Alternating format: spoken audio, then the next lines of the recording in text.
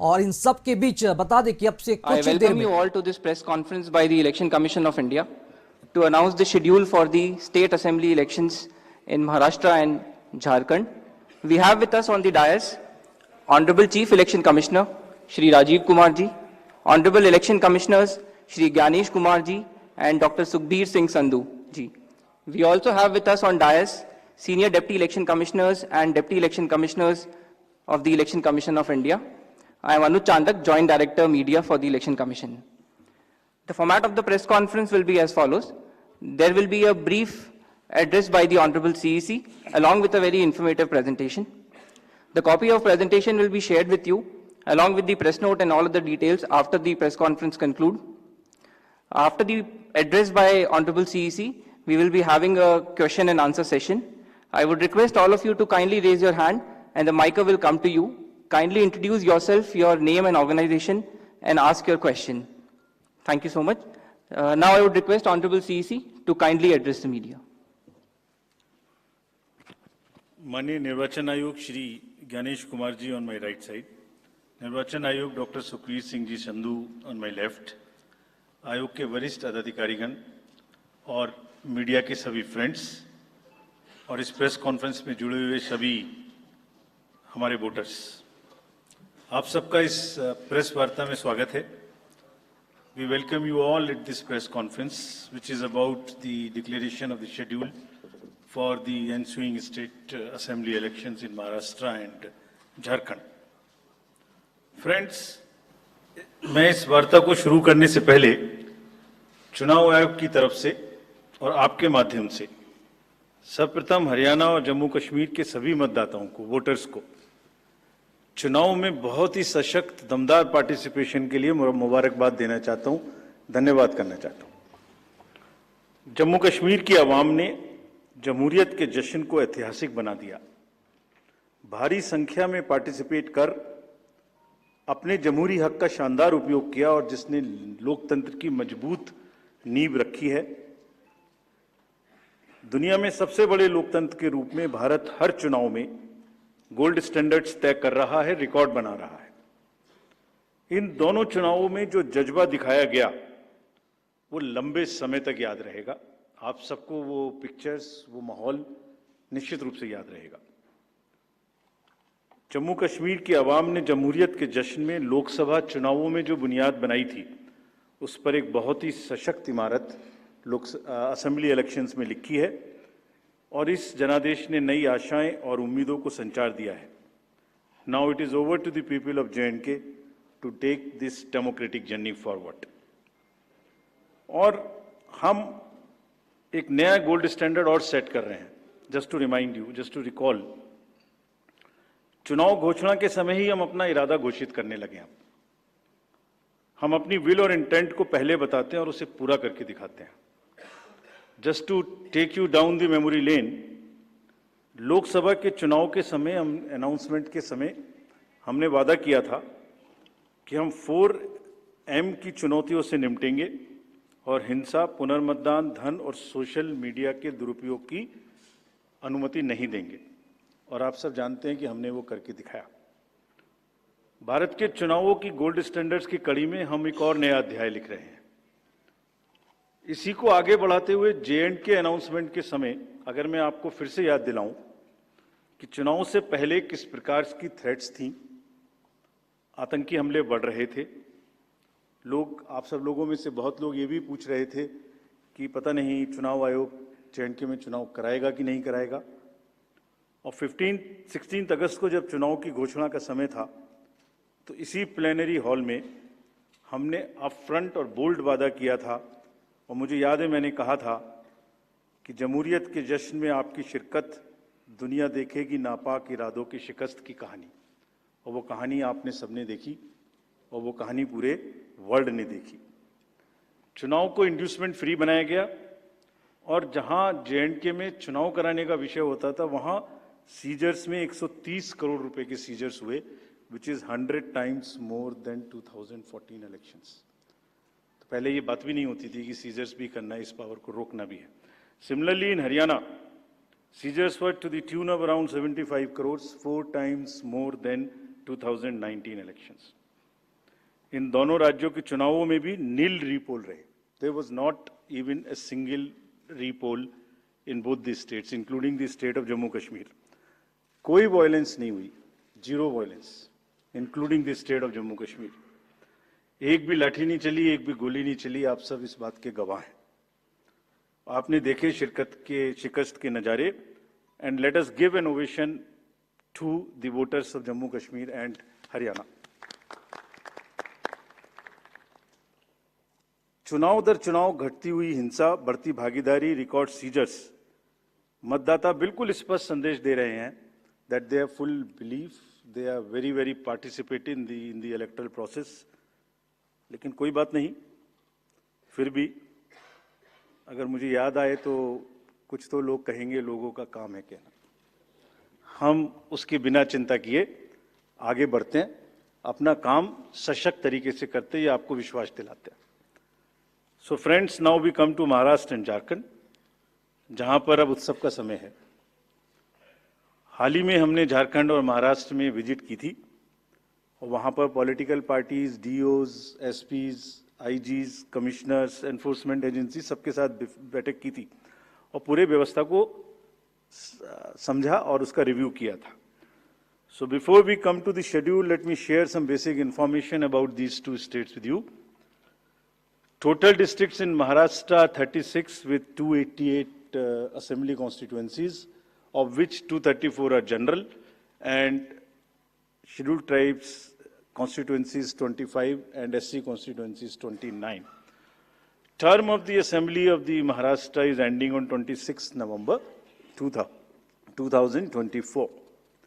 If we talk about the number of electors in Maharashtra, they are 9.63 crores.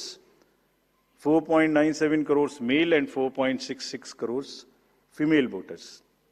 Young voters की संख्या जिस पे काफी जोर दिया गया था एसएसआर में 1.85 करोड़ और उसमें से 20.93 lakhs are first time voters of 18 to 19 age group. If we tell you about the polling stations in Maharashtra, there are total 1,186 polling stations and at 52,789 locations. Urban being 42,604 and rural being 57,582. इस बार भी हम PWD managed booths बनाएंगे, women managed booths बनाएंगे महाराष्ट्र में भी. Model PSS की संख्या 530 रहेगी. अगर झारखंड में की चर्चा करें तो टोटल डिस्ट्रिक्ट्स की संख्या है 24, टोटल असेंबलीज 81, जिसमें से जनरल 44, एसटीज 28 एंड एससीज 9. झारखंड की असेंबली का टर्म 5 जनवरी 2025 को कंप्लीट हो रहा है और अगर झारखंड में इलेक्टर्स की बात करें तो 2.6 करोड़ वोटर्स, जिसमें 1.29 crores female and 1.31 crores male. First time voters between 18 to 19 years are 11.84 lakh and 66.84 young voters in Jharkhand also.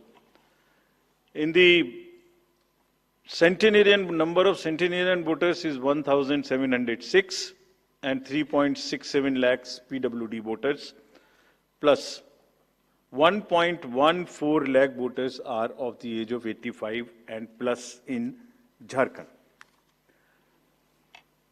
If I give you an overview of polling stations in Jharkhand, पूरे polling stations की संख्या होगी 29,562 और जो कि 20,221 locations पर फैले हुए होंगे. अर्बन संख्या वहां कम है 5,042 और रूरल परिवेश ज्यादा है, इसलिए रूरल बूथ्स की संख्या होगी 24,520. यहां पर भी women managed booths, youth managed booth, PWD managed booths बनाए जाएंगे. एवरेज वोटर्स की संख्या पर booth is 881. Particularly vulnerable tribal groups पे जैसे मैंने पहले भी आपसे चर्चा की है, कमीशन का उनको एनरोल करने के लिए, उनको एम्पावर करने के लिए बहुत एम्फेसिस है. महाराष्ट्र में 3 पीवीटीजीज हैं, कटकरी, कोलम एंड मारियागौंड, और झारखंड में 8 पर्टिकुलरली वल्नरेबल ट्राइबल ग्रुप्स हैं जिनकी आबादी 1.78 लाख है। उसमें असुर, बिरोर, मालपाड़िया, पहाड़िया, सौर्या, पहाड़िया, बिरजिया, कोवार एंड सावर, इन सबका लगभग 100% एनरोलमेंट इलेक्टोरल रोल में किया गया है। सभी डीओज ये कोशिश करेंगे कि जो भी बूथ्स इनके यहाँ बने वो बहुत सहज इनके ही परिवेश में बने और इस तरह की स्वीप एक्टिविटी करें कि वो सबके सब अधिकतर मात्रा में अपने मतों का प्रयोग कर सकें। मैं फिर से रिपीट करना चाहता हूं कि सभी पोलिंग स्टेशंस पे एश्योर्ड मिनिमम फैसिलिटीज होंगी। पिछली बार मुंबई शहर से कुछ ऐसी इंफॉर्मेशन या शिकायतें आई थी कि वहां पर कुछ बूथ्स पे ज़्यादा पोलिंग स्टेशंस एक जगह होने की वजह से प्रॉब्लम थी। इस बार हमने रिव्यू में बहुत ही सख्त हिदायतें दी हैं, उनको रिव्यू किया है, रेशनलाइज किया गया है पोलिंग स्टेशंस को। तो हम उम्मीद करते हैं डीओज विल वर्क और वहाँ इस बार म्युनिसिपल कमिश्नर मुंबई को डीओ भी घोषित किया गया है ताकि जितने रिसोर्सेज उनके पास हैं उन सबको वो उसमें इस्तेमाल कर सकें। एक और व्यवस्था की गई है जो हम पीछे से कोशिश कर रहे थे, अब हमने उसकी इंस्ट्रक्शंस भी इशू कर दिए हैं कि पोलिंग लाइन जब लगती है तो उसमें लाइन के बीच में भी थोड़ी कुर्सियां या बेंच लगाएं ताकि अगर आधा घंटा लग रहा है तो बीच बीच में कहीं ना कहीं 5-7-10 मिनट के बाद आप 2-3 मिनट के लिए बैठ जाएं तो थोड़ा अच्छा लगता है, मतलब थकान थोड़ी कम महसूस होती है, खासतौर से बुजुर्ग लोगों को। तो ये व्यवस्था भी सब पोलिंग स्टेशंस पे रहेगी।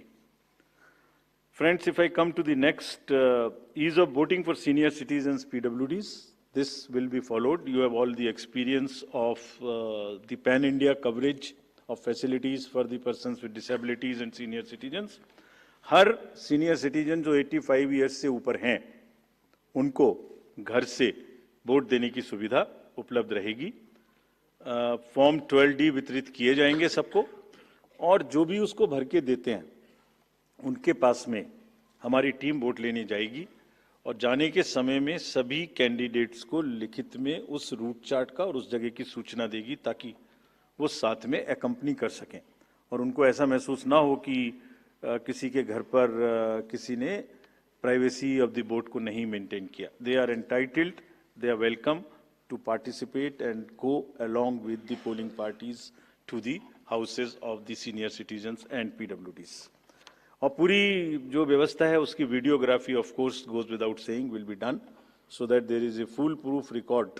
वैसे भी पूरे चुनाव में आप जानते हैं कि कोई भी प्रक्रिया ऐसी नहीं है जिसमें वीडियोग्राफी ना होती हो, जिसका रिकॉर्ड ना रखा हो, सो दैट जहां पर कैंडिडेट्स पार्टिसिपेट ना करते हो और जहां पर वीडियोग्राफी ना होती हो। So every process of this can always be checked and scene.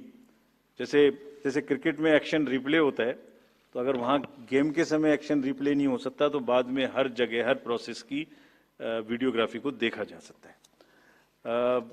इसी प्रकार से जो नेक्स्ट अगर मैं आपको बताऊं तो जो टेक्नोलॉजी है उसका हम फिर से बहुत यूज करेंगे। वोटर हेल्पलाइन ऐप में सभी वोटर्स अपनी सारी डिटेल्स देख सकते हैं, वो कहाँ मतदाता सूची में कहाँ नाम है, कहाँ फैमिली टुगेदर है, कहाँ उनको पोलिंग स्टेशन है, वो सब चीज़ देख सकते हैं। C vigil of course we have been very enthused. जैसे लास्ट पार्लियामेंट्री इलेक्शन में हमारे 10,000 करोड़ के सीजर्स हुए, जैसे मैंने अभी बताया J&K एंड हरियाणा में भी रिकॉर्ड सीजर हुए। We are sure that in Jharkhand and Maharashtra also the voters enlightened voters will inform us on C-Vigil about any malpractice which they notice in their area and we'll reach there in 90 minutes to handle it. सभी candidates जिनकी criminal background है उन्हें अपनी सूचना देनी पड़ेगी 3 बार papers में और सभी voters as a matter of right can see on our app which is KYC Know Your Candidate. हमने जो मीटिंग्स, मैं आपको सिर्फ सारांश में ये बताना चाहता हूँ कि जो मीटिंग्स हमने झारखंड और महाराष्ट्र में की तो डीओज स्टेट एजेंसीज को बहुत ही सख्त हिदायतें दी हैं। मतलब बहुत ही सख्त मीन्स बहुत ही सख्त कि वो हर तरीके से फ्री एंड फेयर इलेक्शंस कराएंगे, हर तरीके से लेवल प्लेइंग फील्ड को एस्टेब्लिश करेंगे। उनको ये स्पष्ट बताया गया है कि किसी भी पदाधिकारी के विरुद्ध अगर ऐसी सूचना आती है और ये प्रमाणित होता है कि उन्होंने कोई भी कार्य ऐसा किया जिससे लेवल प्लेइंग फील्ड डिस्टर्ब होती है, एक पार्टी को पक्ष एक पार्टी को नुकसान, तो very stern action will be taken against them. This has been very, very clearly told to everyone. किसी भी तरीके का प्रलोभन, वही 4Ms जो पहले हमने बात की थी, मनी का डिस्ट्रीब्यूशन, फ्रीबीज का डिस्ट्रीब्यूशन, शराब का डिस्ट्रीब्यूशन, ड्रग्स का distribution will all be under strict watch. All airports, all landings of the aircrafts in the field will all be checked. There would be extensive polling, the checkposts on the borders of the interstate for checking interstate movement. और कहीं से भी multi disciplinary teams वहाँ बनाने के लिए कहा गया है, यानी जिसमें एक्साइज भी होगा, पुलिस भी होगी, जीएसटी भी होगी, ट्रांसपोर्ट के भी लोग होंगे, ताकि वो 24/7 उनकी चेकिंग कर सकें। और साथ में ये भी हिदायत दी गई है कि चेकिंग का मतलब ये नहीं है कि कॉमन सिटीजन को कोई भी हैरेसमेंट होना चाहिए। That precaution must very very carefully be taken about all of them. सभी पोलिंग स्टेशंस 2 किलोमीटर के अंदर हों। किसी भी कंट्रोल रूम्स की स्थापना होगी हर डिस्ट्रिक्ट में, so that they can handle the social media narratives if there is anything which is wrongly being conveyed. ये सब का सब वहाँ पर निश्चित रूप से व्यवस्था होगी। सारांश में, if I summarize everything before coming to schedule, I would like to say that चुनाव लोकतंत्र का ऐसा त्योहार है और ऐसा उत्सव और पर्व है जिसमें सभी वोटर्स की भागीदारी बिल्कुल आवश्यक है, वांछनीय है, आवश्यक है, रिक्वेस्टेड है। We appeal to everyone to come and vote in large numbers in these elections also. साथ ही सभी राजनीतिक दल, सभी कैंडिडेट्स से भी अनुरोध है कि पूरे नियमों का पालन करते हुए कैंपेनिंग के दौरान निर्भय होकर कैंपेनिंग करें। लेवल प्लेइंग फील्ड एस्टेब्लिश करना हमारा काम है, लेकिन उसको वायलेट ना हो, उसमें कोई एक्सेसेस ना हो, ये उनका भी काम है। Now I come to the schedule for Maharashtra. This will be in single phase. The notifications, date of notifications are in front of you. 22nd October would be date of notification. Last date of making nomination would be 29th October. Scrutiny on 30th October. And last date for withdrawal 4th, and date of poll in Maharashtra would be 20th 11. Counting would be on 23rd 11/24, and you will notice that date of poll is Wednesday. This is deliberately, which lot of scheduling, whatever goes into scheduling, we have tried that it is midday so that issue of urban apathy is handled. And in case of urban apathy, we are really very concerned. We want to make appeal through you to all our esteemed voters in the urban areas to please come and vote. It's not a healthy trend which is reflected. If I give you a brief of what is happening across the elections in the urban apathy, we will share this slide with you. If you look at various states, you look at Gurgaon, you look at Faridabad recently. Last elections, you look at Jubilee Hills, Hyderabad. You look at Bangalore South. You look at Gujarat, Gandhigram, Kolaba, Mumbai City, Pune, Thane, all are much below the state averages of each state. We will be conducting a special meeting of the municipal commissioners and DOs within a week's time to appeal again to do whatever we can do to motivate the voters in the urban areas, but the trends are really not good. If I show you the Lok Sabha, that was the Lok Sabha. If I show you legislative assemblies, see the lowest. The Kolaba was just 40%. 62 of 64 urban ACs in Maharashtra were less than the state average in 2019. So was the case in the parliamentary elections 2024 also. And just to give you a contrast, if you compare, so what was the situation in Lok Sabha in Kalyan was 50%, Mumbai South 50, Mumbai North, Thane, Pune, Mumbai South, everything 53%. And these were the lowest 6 parliamentary constituencies out of the lowest 10. So that's the state of the urban apathy. We would be doing everything to counter it. Last time in 24 elections, we had all celebrities, all corporates, Amul, everyone involved. We'll do it again. And we'll also, at this point, emphasize that this contrasts with a very positive trend in the constituencies like Doda, 72%, Riyasi, 74%, Punch, 74%, Rajouri, 71%. If they can go 70 plus, Kulaba can also go 40 plus. In 24 Lok Sabha elections, Bastar was 68%, 69%. Gadchiroli, Manipur, states after state, tough areas. So we'll be requesting through you, we'll have a special drive this time for the slum areas in urban areas and also the colonies, all alike, to have a real urban push. I do not want to name a specific thing, but there are booths in Faridabad and Gurgaon in the recently held elections. And they are the poshest places where voting has been around 20%. So again, we will be doing a lot of work on this to do whatever we can do to attract the urban voters. Now, friends, coming to Jharkhand. Jharkhand एक बहुत ही समृद्ध state है, बहुत ही उसकी विरासत है और वहां पर हम फिर से अपील करेंगे कि सब वोटर्स अधिक से अधिक मात्रा में वोट दें. Schedule would be like this. Jharkhand would be in 2 phases. The date of poll, first phase would be on 13th November, and the second phase would be along with Maharashtra on 20th November. So the date of issue of notification for Jharkhand phase 1 would be 18th, and for phase 2 would be 22nd, along with Maharashtra. Nominations for phase 1 would be till 25th of October, and for phase 2, 29th. This slide we will share with everyone. And date of poll would be 13th November and 20th November, both Wednesdays. And date of counting would be 23rd 11, that is Saturday.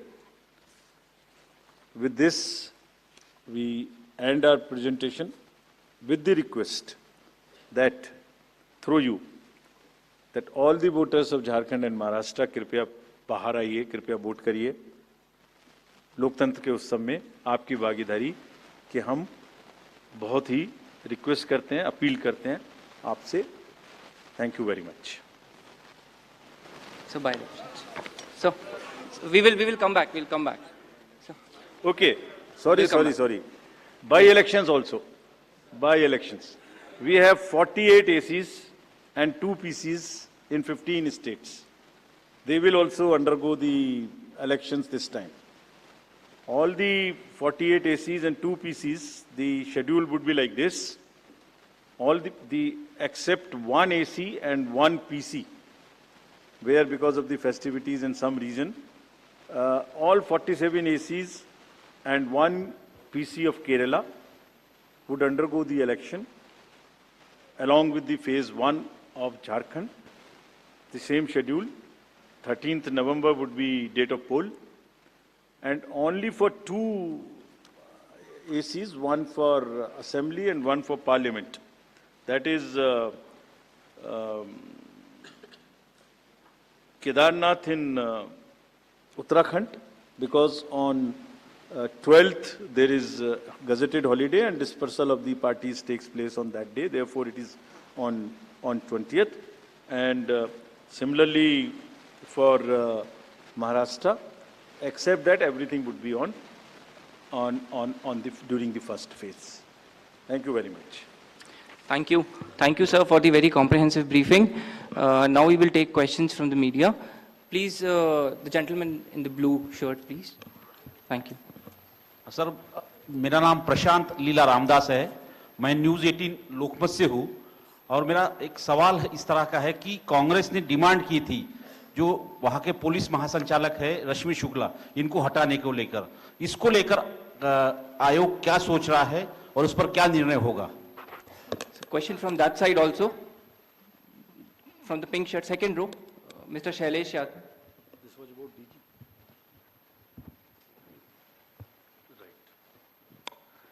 Sir अभी sir मैं Shailesh Yadav ANI से। अभी हाल ही में चुनाव संपन्न हुए हैं जम्मू कश्मीर और हरियाणा में, और लोकसभा इलेक्शन के बाद देखा गया है कि एग्जिट पोल जो हैं एकदम उल्टे रहे हैं या जो है एकदम गलत साबित हुए हैं। और इसको लेके पब्लिक में सवाल ये उठता है कि एग्जिट पोल में तो सरकार इनकी बन रही है और नतीजा उल्टा है, उस पर EVM पे सवाल उठाए जाते हैं, जिसकी शिकायत आपसे कुछ पार्टियों ने करी थी, जिनका एग्जिट पोल में ये था कि सरकार बन रही है और जब EVM का रिजल्ट आया तो सरकार बदल गई। तो इस तरह के एग्जिट पोल को लेके आपका क्या कहना है, क्योंकि ये सवाल जब उठते हैं तो आपकी तरफ से जो है बाहर नहीं आता है कि क्या इलेक्शन कमीशन सोच रहा है इस पर? Last row, madam was raising the hand. Please. Yes. So just wanted a clarification for the assembly constituencies and parliamentary constituency by polls. So it's Wayanad and Nanded, the two parliamentary constituencies voting, right? Yes. Yes. Yes. There is a EP. There is a EP pending. Yeah. Gentleman in the, yes, please. Sir I am Sandeep Rajgolkar from TV9 Marathi. मेरा सवाल ये है, जो अभी जो सरकार में जो पॉलिटिकल पार्टीज है उनको अब मिले, अपोजिशन को भी मिले, उन्होंने मांग की थी, जो पार्टी अभी सरकार में है उन्होंने मांग की थी कि एक फेज में ही वोटिंग हो, और अपोजिशन ने तब टीका पर की थी उन पर कि 2 या 3 फेज में होना चाहिए। तो उनकी मांग थी इसलिए किया क्योंकि छोटा हो के भी झारखंड में वहां पे 2 फेज है और महाराष्ट्र में 1 ही फेज है। We have gentleman in the first row, please. Good evening sir. सामने सर। मोहित दुबे न्यूज नेशन से हूं सर। मैं, मेरा सवाल ये है कि EVM को लेके पहले भी आपने बयान दिया है, लेकिन एक बार फिर से EVM को लेके शिकायतें विपक्षी दलों ने हरियाणा को लेके की है, बैटरी को लेके शिकायत की गई है। तो आप हमेशा ये कहते रहे कि निष्पक्षता के साथ हम चुनाव करवाते रहे, तो ऐसे लोगों को आप क्या जवाब देंगे, ऐसे लोगों को आप क्या कहेंगे जो EVM को लेके आपसे शिकायत करते हैं और इस बार बैटरी को लेके शिकायत की गई है? तो पहले इतने प्रश्न जवाब दे देता हूँ। पहला प्रश्न था DG महाराष्ट्र के बारे में। So DG's appointment in any state is governed by the procedure where the name of the senior most officers are sent to the UPSC. UPSC selects the person, and there is a Honorable Supreme Court decision on this in Prakash Singh's case. The entire issue of this will be handled as per the legal pronouncements governing the subject. This name has been cleared by UPSC, but however, exactly what has been dictated, what has been ordered in this Honorable Supreme Court's order, this case will be handled according to that. Somebody asked about 2 phases in Jharkhand and 1 phase in Maharashtra.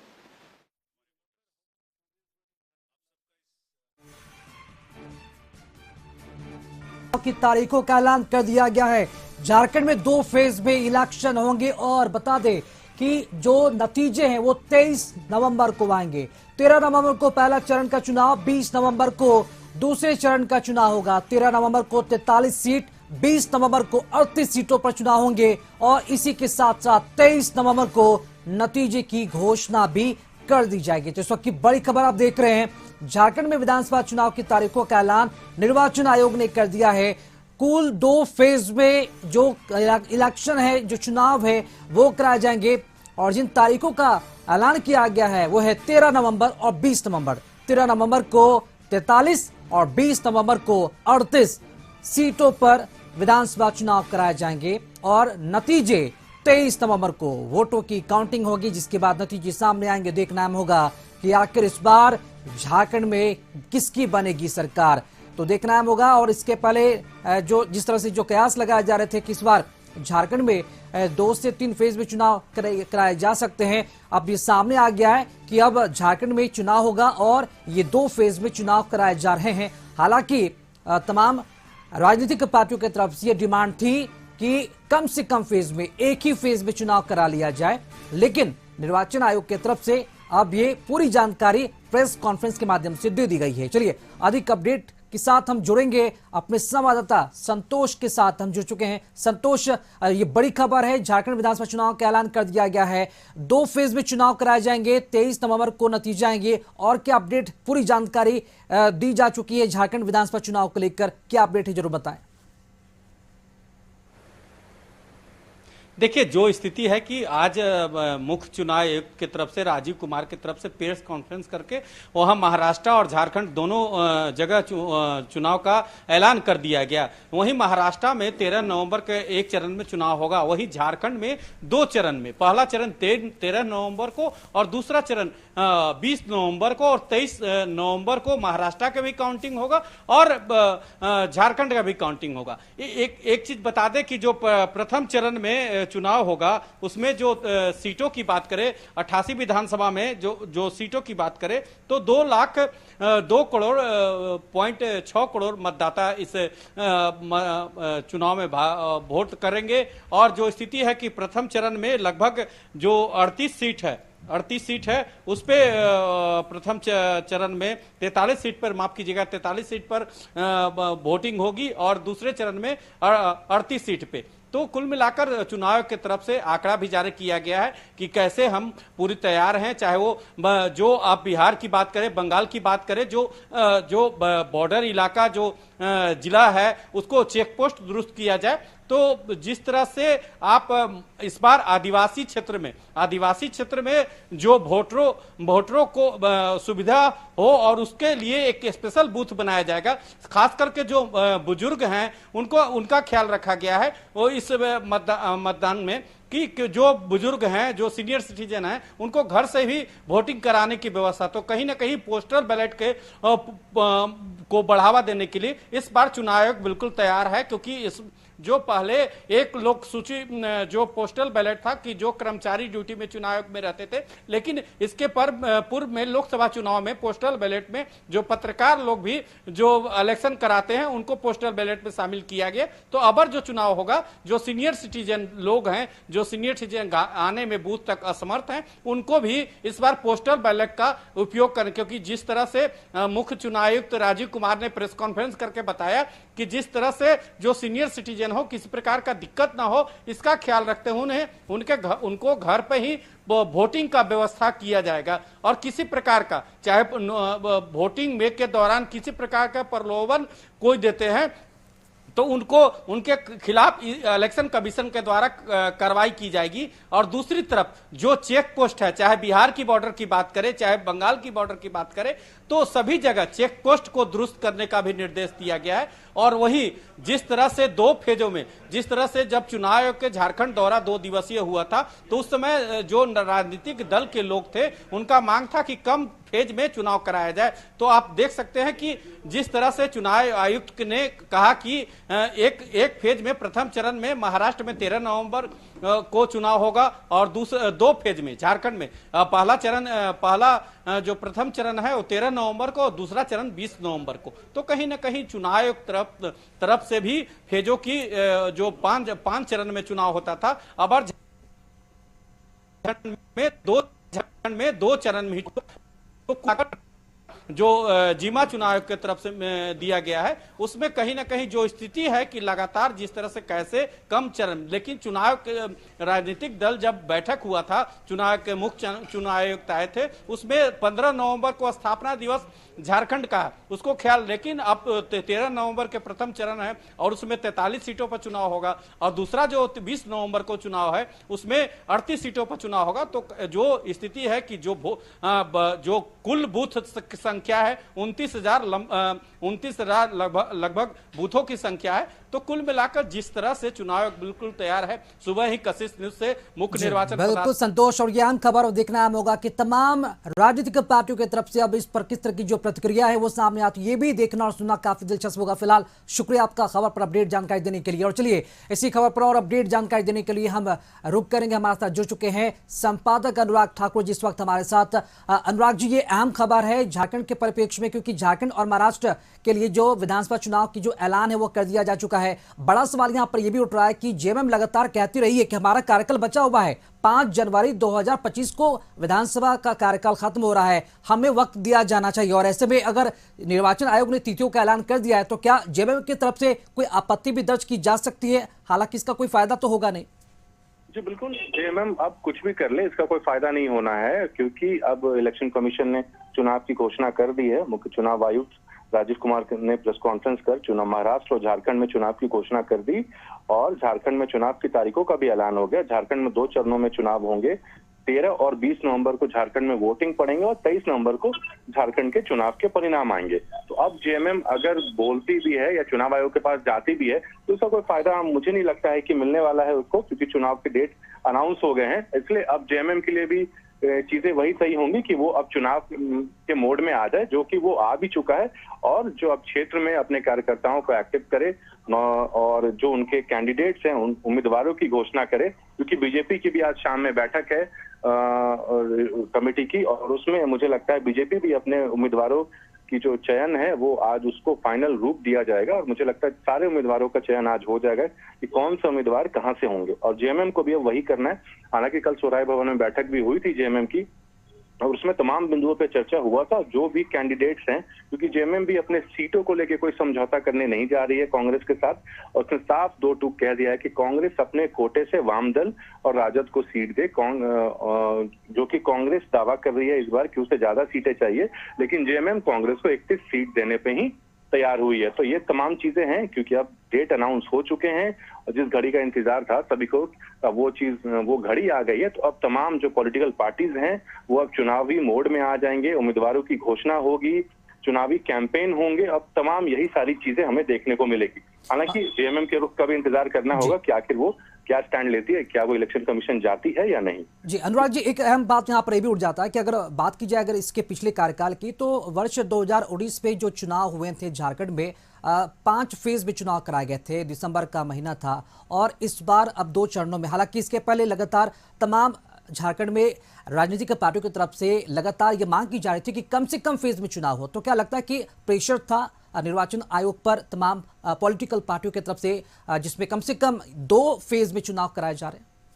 जी बिल्कुल, जब चुनाव आयोग की team Jharkhand Ranchi पहुंची थी तो उसने तमाम पॉलिटिकल पार्टी से बात की थी, एक मीटिंग भी हुई थी सम्मिलित, तो उसमें ये फैसला लिया गया था। और हम भी अपने दर्शकों को शुरू से बता रहे हैं राकेश कि जो चुनाव होंगे वो मैक्सिमम 2 से 3 फेज में होंगे। इसका अनुमान हमें पहले भी था, मैक्सिमम होता तो 3 फेज में होता, लेकिन जो संभावना जताई जा रही थी कि चुनाव 2 चरणों में ही होंगे, और वही हुआ। झारखंड में 2 चरणों में ही चुनाव हो रहे हैं, 13 और 20 नवंबर।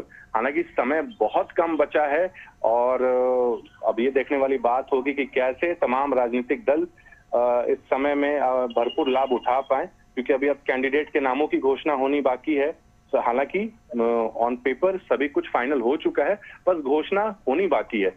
तो अब उसी चीज घड़ी का इंतजार है।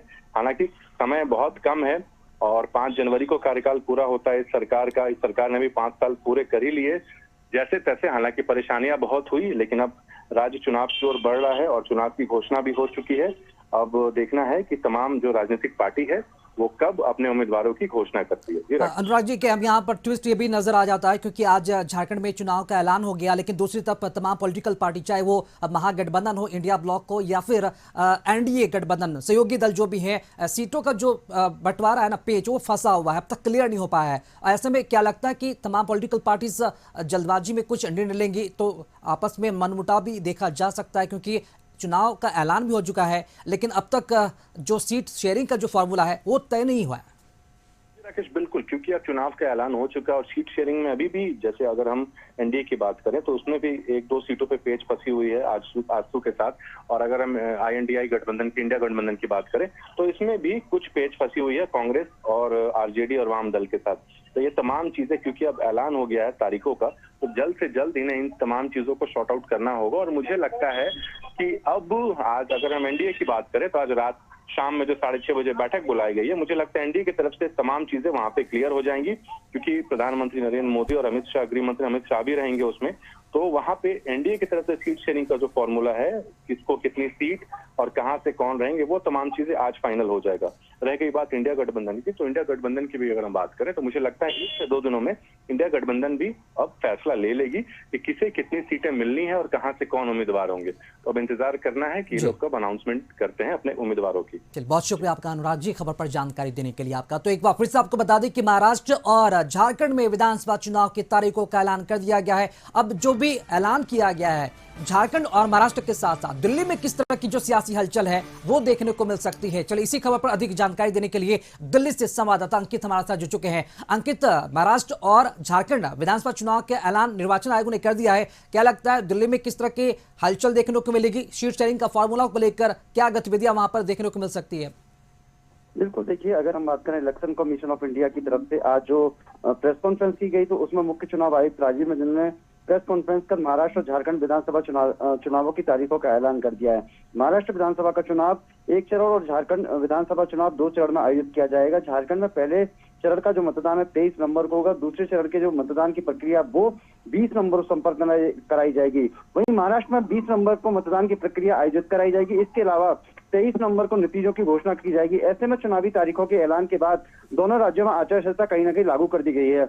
ऐसे में अगर हम बात करें कि जो राहुल गांधी कांग्रेस पार्टी के वरिष्ठ नेता और सांसद भी वायनाड से जो अभी चुनाव लड़े थे और यूपी से भी लड़े थे, तो उन्होंने वायनाड की सीट छोड़ दी थी। ऐसे में वायनाड निर्वाचन आयोग के चीफ राजीव कुमार ने ऐलान किया कि महाराष्ट्र विधानसभा चुनाव में 1 लाख से ज्यादा पोलिंग बूथ और झारखंड विधानसभा चुनाव के लिए 29,000 से ज्यादा पोलिंग बूथ बनाए गए हैं। ऐसे में चुनाव आयोग के मुताबिक महाराष्ट्र में 9 करोड़ 63 लाख वोटर है और झारखंड में 2.6 यानी कि 2.6 करोड़ वोटर है। वही लोकसभा चुनाव के बाद खाली हुई वायनाड सीट पर भी 13 नवंबर को उपचुनाव की आयोजित किया जाएगा। ऐसे में वायनाड और रायबरेली सीट पर चुनाव जीता था राहुल गांधी ने, लेकिन चुनाव नतीजे आने के बाद उन्होंने वायनाड सीट छोड़ दी थी। तो ऐसे में यूपी की भी उन्होंने कहीं ना कहीं जिक्र किया कि जिस तरीके से यूपी में भी उपचुनाव होना है 9 सीटों पर, उसकी भी तारीखों का डिक्लेयर किया। गुजरात की भी 2 से 3 सीटें उपचुनाव वाली तारीखों का डिक्लेयर किया गया। आज इलेक्शन कमीशन ऑफ इंडिया की तरफ से पूरी जानकारी दी गई है। चलिए, बहुत शुक्रिया अंकित, खबर पर जानकारी देने के लिए आपका।